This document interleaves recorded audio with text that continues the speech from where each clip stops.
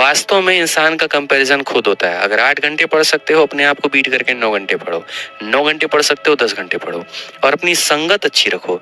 इंसान उन 5 लोगों का औसत होता है जिनके साथ में वो अपना जीवन बिता रहा होता है। तो दोस्ती अच्छी रखोगे, घूमने वाले के साथ में रहोगे, बाकी चीजों में रहोगे, वैसा बनोगे। मैंने किसी चीज के लिए कभी जिंदगी में मना नहीं किया कि ये मत करो, लेकिन मेरा हमेशा से ये कहना रहा, जो चीजें करते हो करो, उसके साथ में पढ़ाई तुम्हारा मेन मोटिव है, उसको करते रहो।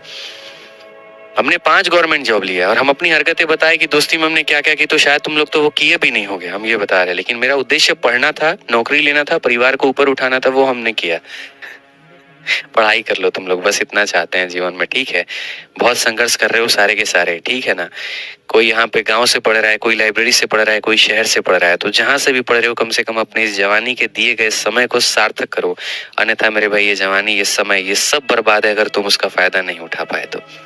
दिल से बता रहा हूँ एक बात, पढ़ाई कोई तुम्हारी पार्ट टाइम चीज नहीं है। इस बात को अपने जीवन में ध्यान रखना।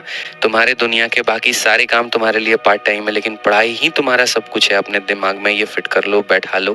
जिस दिन मेरे भाई यहाँ पर तुम इस दुनियादारी से, मोह माया से, नौकरी से जिस दिन बाहर आ जाओ, उस दिन किसी और चीज को मान लेना।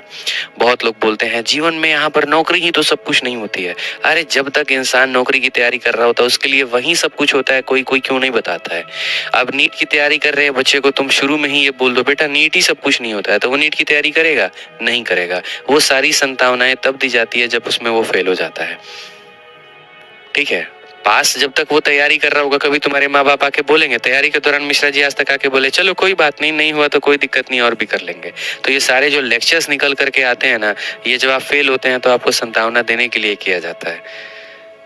ये बात शुरू से बच्चे के मन में डाल दिया जाए कि भाई देख, बिना लोड लेकर के पढ़ाई कर, सिलेक्शन हो गया तो ठीक है, नहीं हुआ तो कोई बात नहीं, और भी चीजें हैं जीवन में वो की जाएंगी।